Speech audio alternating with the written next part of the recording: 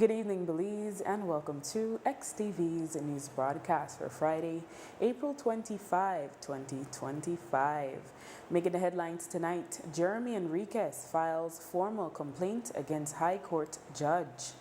Ministers conduct reconnaissance flight along western and southern borders. And candlelight vigil held for Consigo.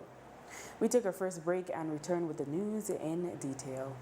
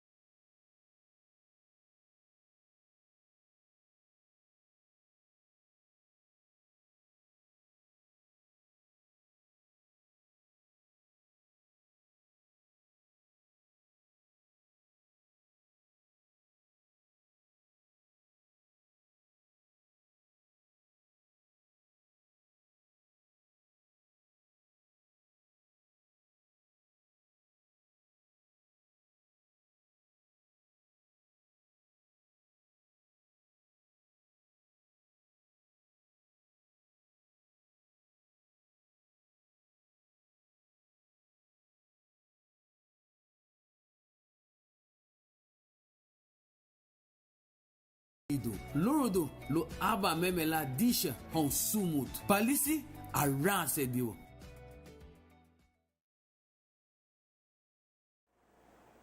Welcome back with your news. I am Drea Espinosa. Redistricting claimant Jeremy Enriquez, in a press release today, notified that he has taken the extraordinary step of filing a formal complaint of judicial misconduct against High Court Justice Tawanda Hundura before the Judicial and Legal Services Commission. The commission is chaired by the Chief Justice. Enriquez states in the release that the complaint surrounds, quote, serious evidence indicating judicial bias, including a disturbing conversation inadvertently broadcast from the judge's active microphone during a recess prior to our presentation of the full case, end quote. It is alleged that Hundura, who had not turned off his mic on the Zoom platform, spoke with two other persons, one of them believed to be a judge, and stated he had made up his mind to dismiss the application for an injunction. An official recording of that private conversation has been submitted as evidence in the complaint. When Enriquez's attorney, senior counsel Anand Ramlogan, raised the conversation during the court session on February 12, the judge responded, quote, whatever information you have been told is patently incorrect, end quote. We spoke with Enriquez today. It was not an easy decision to make, but it has to be made. At least some investigation must be done to make sure that all judges maintain integrity and their independence, and make sure that the trials that they are hearing, they have to be seen as very fair. And so we have our concerns, and so we reported that just for the Chief Justice to investigate and to see, and let's see where it goes from there. The nature of our complaint is the serious concerns that we've had over some statements that was made by the judge taking care of, who was hearing our case for electoral redivisioning. During the lunch break, his microphone was apparently, it was not turned off, and he was having a conversation with someone, and the nature of that conversation was overheard by a team of attorneys in Trinidad who was also listening to the case. And some of the things that he was saying during that lunch break was very concerning to us. It showed that the case from the get-go was going to be compromised. So it's a very serious issue that bothered me for a long time, and I thought that we had to report this to the Chief Justice to investigate the matter further. Enriquez is now asking for the removal of Justice Hundura from the case. 3 government ministers on Thursday conducted a reconnaissance flight over Belize's western and southern borders. According to an ex-post by the Ministry of Foreign Affairs and Foreign Trade, Foreign Minister Francis Fonseca, Police Minister Karim Musa, and Minister of National Defense and Border Security Oscar Mira got a first-hand view of the devastation of Belize's forests as a result of the illegal activities of Guatemalan loggers, cattle ranchers, and illicit drug activity.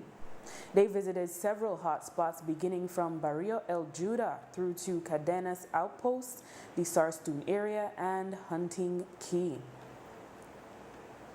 Fans, family, friends, and artist colleagues Thursday night joined in a candlelight vigil organized for Belize musician and superstar Consigo, born Dion Ogaldes in Hopkins. They gathered at Heights of Vibe Studio off Faubers Road and took the short walk to DTH Studio in the North Creek area, 2 locations where the well-loved Punta Rock artist spent a lot of his time vibing and producing music with his fellow artists while in Belize City.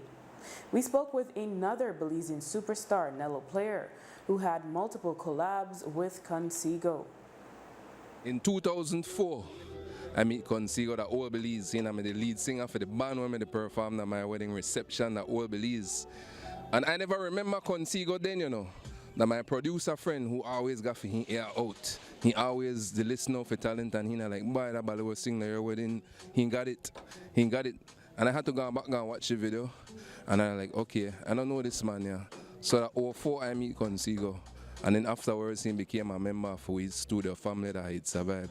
How I remember Consigo, we are part of a circle where like many different characters. So you know, one said like he hard to stand out, but that brother they did a perfect job in standing out, you know. So he have a very jovial character. As somebody says, so you go always find a way how to bring something out of you and make you laugh, even if you're down, whatnot. But he and I am super close because we work on a lot of songs together. Even the ones that were featured pan. He said like, come write this song, Nella, come sit down, come help me write this song. I got this rhythm and the producer need it. So we used to find for ourselves, they write a lot of music together. So I always remember Consigo as somebody who could get me for write music. Somebody who could always bring all of us together. And somebody who always had a smile and a kind heart. A talent like no other. People close to me always tell me, you know what I like about Consigo? His voice. He have a different voice for anybody who they ever hear, and I agree with that. He have a very different voice, and especially for Punta Rock, that 1 in a million. The voice said I'm a 1 in a million, you know, and we always talk about this too. We are one of the first circles to get recognized and for really get the urban music pushing in this country, you know, from north to south, you know, and furthermore positive vibes, Continental Cat, Consigo, that the first set up Punta artists will really start to get the recognition, and of course that is after Super G, Reckless, and them bigger names, you understand? But in this country, the urban younger artists, Sigo and then I'm a top tier, then I'm one of the first to do it. For tonight, the artists organized a celebration in honor of Consigo. It was set to start at 5 p.m. at Heights of Vibes Studio. Funeral arrangements for Consigo, who died at the age of 35, have not yet been released. The National Institute of Culture and History has organized a tribute for Consigo and Hopkins to be held at Belfuna on Friday, May 2nd at 6 p.m. The family of 22-year-old Leonard Uzi Baltazar want charges to be levied against the man who caused his death. Baltazar lost his life in December 2024.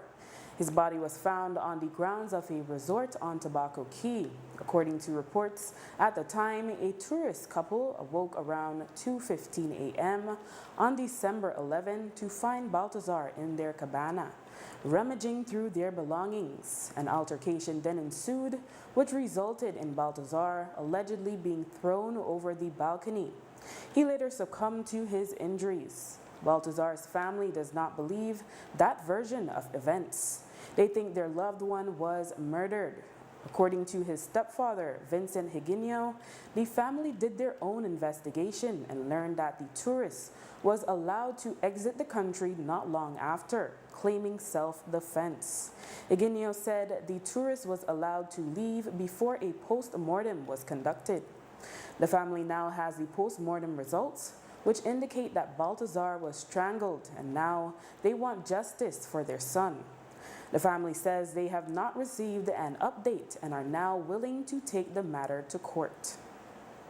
I haven't gotten no feedback about nothing about my son, and it's going on to 5 months now. You know, on the 11th of this month coming, it will be 5 months, and no word yet about nothing. So after we received the autopsy report, and the autopsy report states that her son was choked by another person, and the cause of death was mechanical asphyxiation. Uh, Once we received this, we went. I called the U.S. Embassy, you know, to get some more information. They gave me the name of DePaz, Corporal DePaz, in the Danbury Police Department. So we went down there and spoke to him, shared with him the autopsy report. He told us that the case had been reopened, that it was never closed. And ever since that conversation, we have been unable to talk to Corporal DePaz or anyone else in the Dangriga Police Department in regards to this situation. Also called Sherilyn Vidal, the DPP, to ask her about an update. Spoke to her secretary and called her several times. Left my phone number. Nothing. They're not responding to nothing. And following this interview, what will your next steps look like if you don't get a response from the police department or the DPP's office, a favorable response? Well, we will continue to broadcast this, and hopefully we can get an attorney to assist us and go to court. Many have pointed out that Baltazar was allegedly committing a crime. However, his family countered that making bad decisions does not deserve a death sentence. You mentioned that he thought that the intruder might have been dangerous. If he thought that, then why would you put your life in danger? You know, so and as a citizen, your responsibility, your duty is to call the police, not to pursue an intruder. You have the option, but his responsibility once he was to call the police or call somebody to, because his life was no longer in threat. He fled. Now, I'm hearing also the question about a young man making bad decisions. And I believe we all were young and we all made bad decisions at one time in our life. That doesn't deserve a death sentence. After the break, PSU concerned over confrontation involving intoxicated police officers. Stay with us. Hi there. Are you on your phone right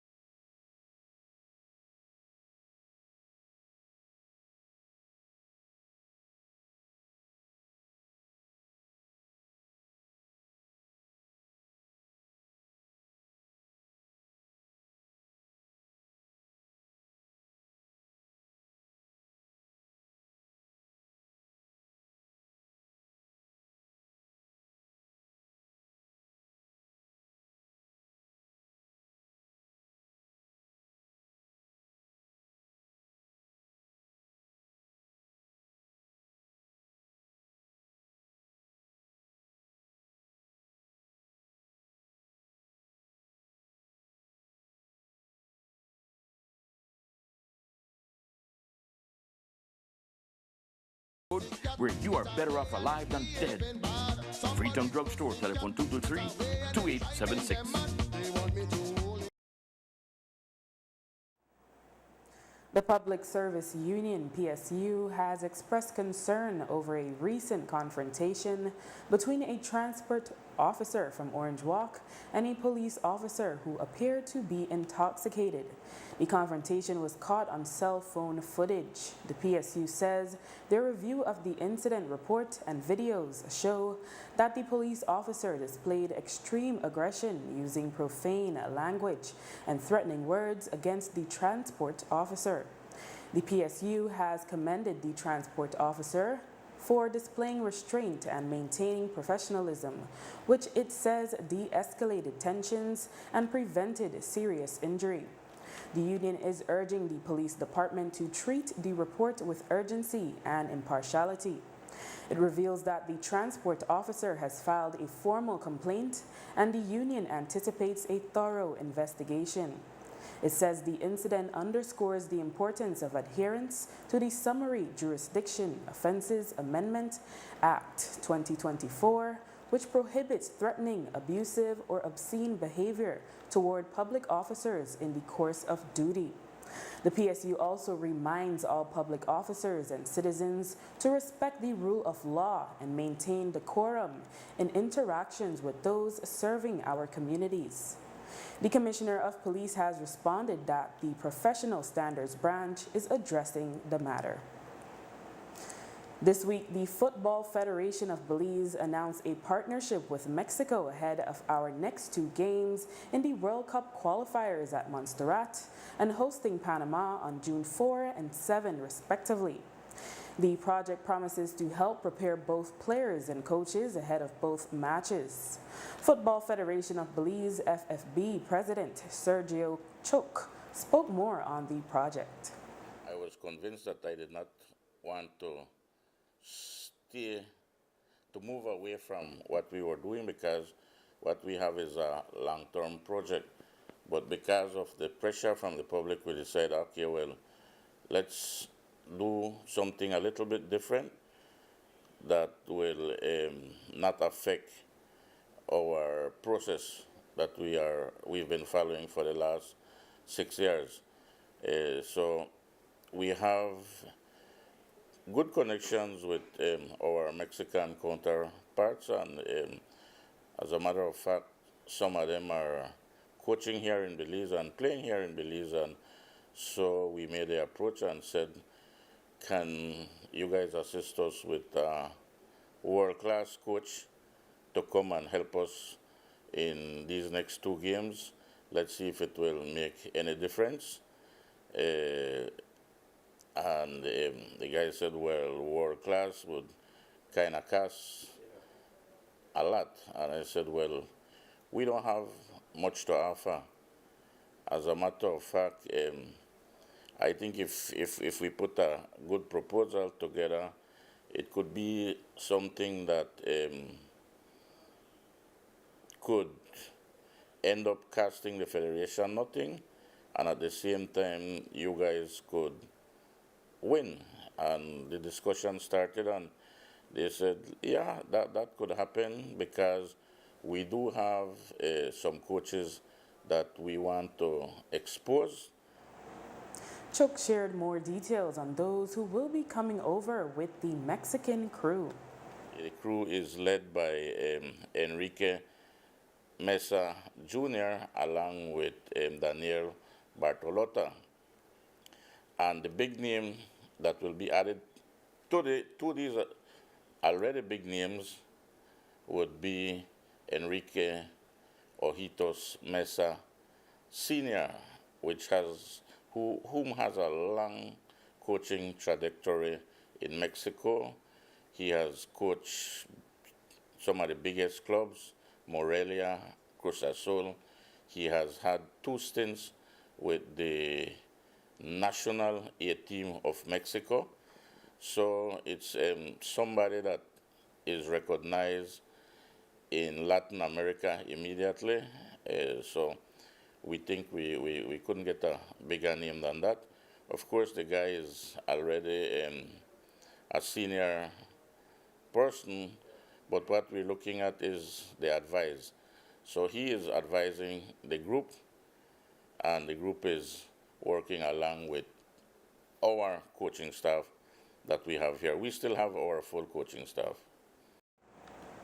Chuck also shared what are his reasonable expectations for Belize's performance in both upcoming games. We are playing against Panama, the arguably biggest football team in the Confederation.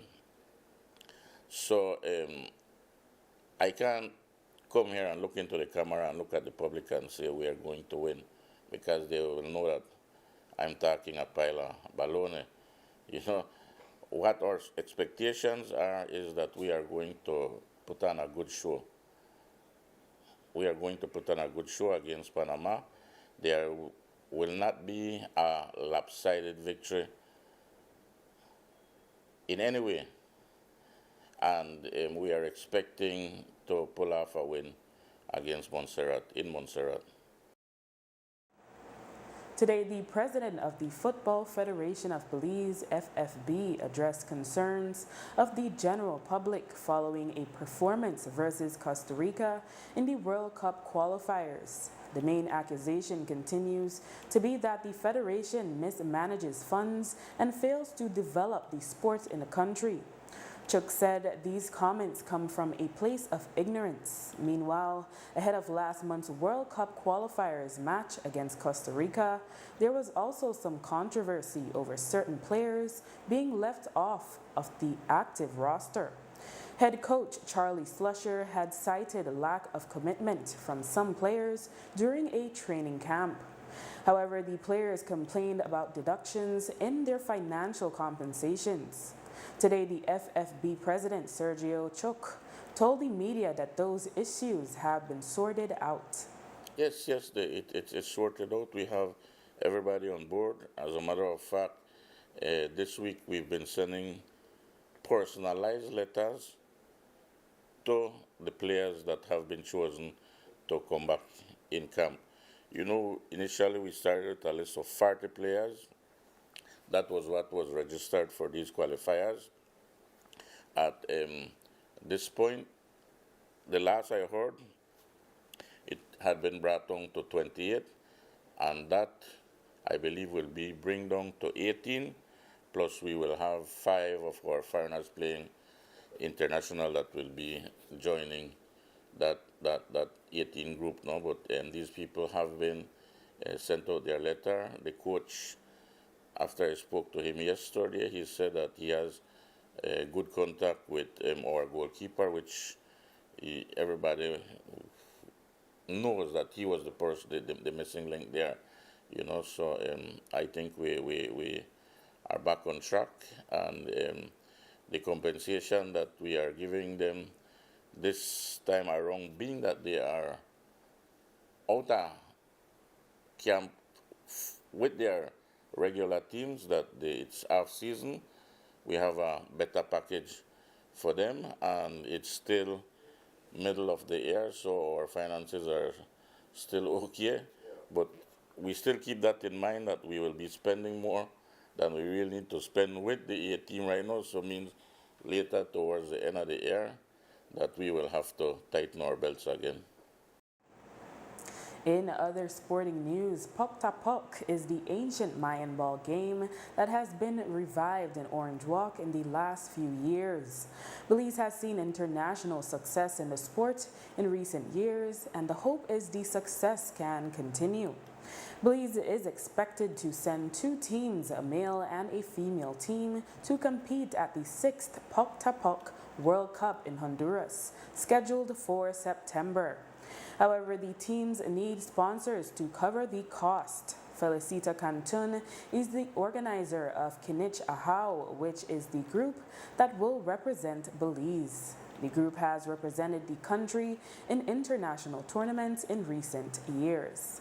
As Kinich Ahau, we have both male and female, and under 17, we have 42 members. So out of these 42 members, we have to select those who will take part in this international tournament because we cannot take everybody. And the host team is only hosting 8 members from a team, 8 male and 8 female. That means that they will only cover the accommodation and food for these 8 members. Belize hosted the last 2023 tournament. This tournament is held every 2 years. And this one is the 6th tournament. It will be hosted in Honduras, in Copan Ruinas, on the 25th, 27th, and 28th September. Have to take 2 teams. It's not so very easy. It will cost a lot of money due to the distance. So that's it. Do you have an idea of what the expenses are looking like? Okay, at present, we have already made a rough estimation, and to take these 2 teams, it's roughly, we still have to work on it. It came over to 25,500. And the biggest bulk is transportation. Canton also explained that the Mayan ball game is not simply a sport, but a means to get the youth involved in something positive and to help them connect with their culture. She said that girls and women also play the game and play it well. The game was played to settle disputes, to commemorate big events, big festivals. Now we do it more as a sport to include the youths, especially underprivileged youths. These youths, they work, and after a hard day's work, they have to come, they have to practice.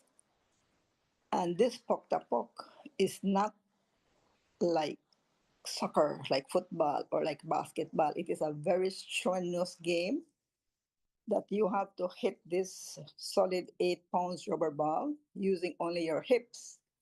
So this is a game where youths, they must have a love for their heritage to do this game. I'm so proud of the Ish Kinich Ahaw. Ish is for the female. So proud of them. Last December, we took part in an international tournament in Quintana Roo, and the girls won the first place. So at the beginning, it was thought that this was just a man's game because of the weight of the ball. But the Ish Kinich Ahaw girls are showing that it's not just a man's game.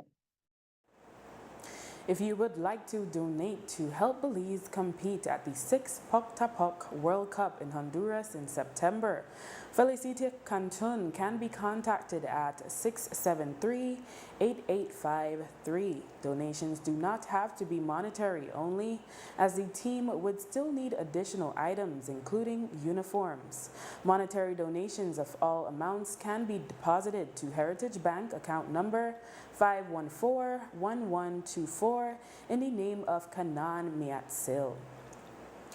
After the break, Belize City Council seeks to expand the e-buses project. Stay tuned. 20 years ago,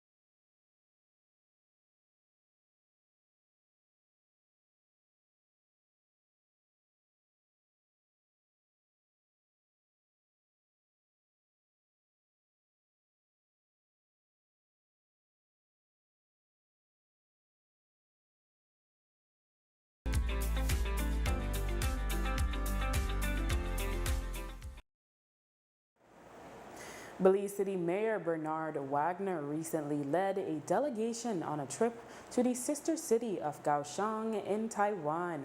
The goal was to strengthen their ties. They explored collaborative approaches to urban growth as well as how innovation and technology is employed in the Taiwanese city's development to see if anything can work for the old capital.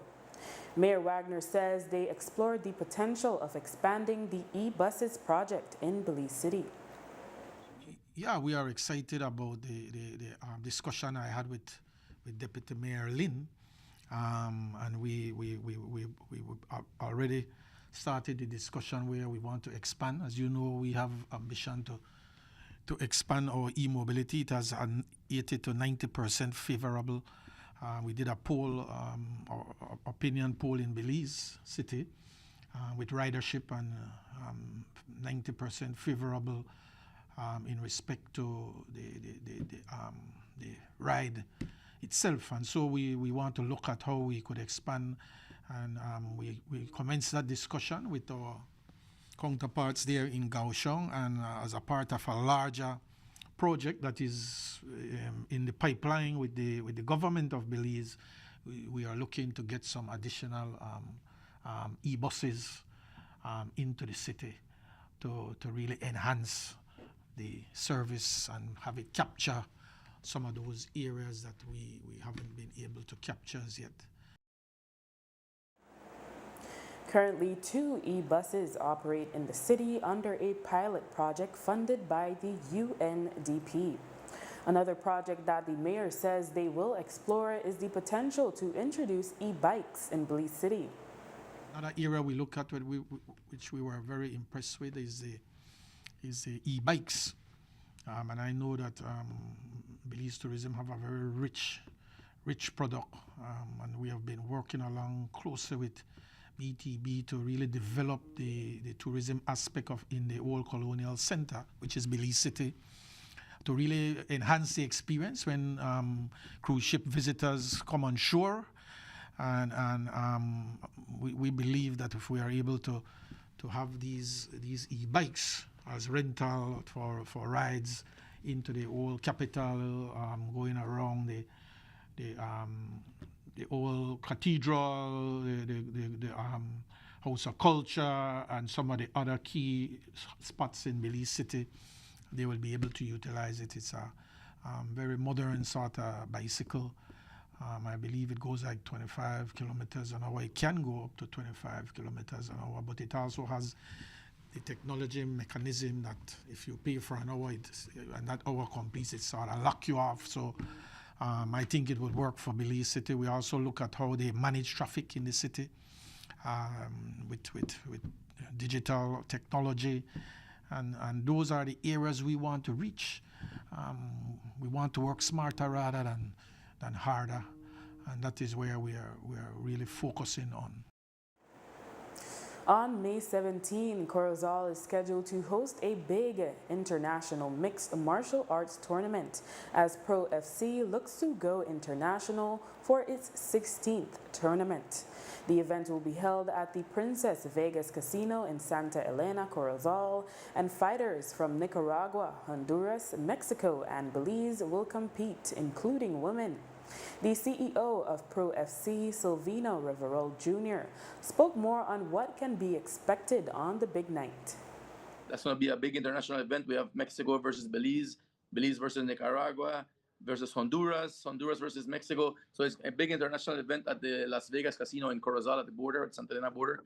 And yes, after this, we expect you guys to come to Pro FC and to see MMA, because when you see MMA, it's different than when you just hear about it, right? Especially if you come to a live event. If you go to a live MMA event, it's nothing like you've ever seen before. You're going to become a fan just like everyone else that thinks they know what it is, but when they come and see it and witness it, they become a fan for life, right? And hopefully some of you decide to come and train, because the end goal of Pro FC is to have people train at the gyms. We want to get the gyms filled up of fighters from Belize, because I believe that Belize has the people with athleticism and the mentality to become champions in the world, but they just need to join a gym and to find it, because a lot of those guys like to fight on the street and like give trouble, but if they come to the gym, they can train and become disciplined and become future professional fighters, which is the goal of what I have in mind. As a reminder, Belizean Jalen Perez will be competing in the Fury Fighting Championship MMA tournament in Houston this Sunday. He will be the first Belizean to do so. The event can be streamed online at clearlifecombat.com/Fury. It's not often we hear about the good deeds of police officers, but our next story is precisely about that. In this case, a police officer in training. The Belize Police Department has hailed the heroic act of recruit police constable Alana Renault, who is currently attached to the Raccoon Street Police Station as a member of Squad 98. According to the department, on Wednesday, April 23rd, Renault came across a mother whose baby had stopped breathing. Renault jumped into action and administered life-saving first aid to the baby. She then saw to it that the mother and child were escorted to the KHMH. The department says her, quote, rapid response and decisive intervention exemplifies bravery and the invaluable impact of police training in our community, end quote. In other news, tourism crackdown. In a social media post on Thursday, the U.S. Department of State's Consular Affairs announced there would be a crackdown on birth tourism that sees foreign visitors, quote, use a tourist visa for the primary purpose of giving birth in the U.S. to get the child citizenship, end quote. President Donald Trump had instituted a similar crackdown in his first term in January 2020, instructing visa officers not to grant pregnant women visas to enter the U.S. Critics at the time indicated that the administration did not have such authority, as birthright citizenship is provided for in the Constitution. They therefore questioned the effectiveness of the move. While it is known that Belizeans partake in this practice, it is an entire industry in other countries where facilitators charge exorbitant figures to get pregnant women to the U.S. The Mayan ball game of puck to puck was revived in Belize some years ago. Since then, the sport's popularity has risen.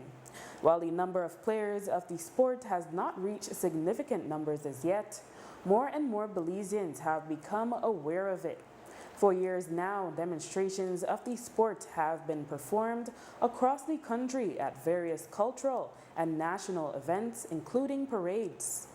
Felicita Cantun was one of those instrumental in the sport's return. She said that while the sport's popularity is growing, the cost of it can be a hindrance. At the beginning, it was only Yokrik. Pok was, we would say, like Yokrik was the kuna, is the cradle of Pok, but not now. Kinich Ahau has members in different communities in Orange Walk. And even we have members from the town.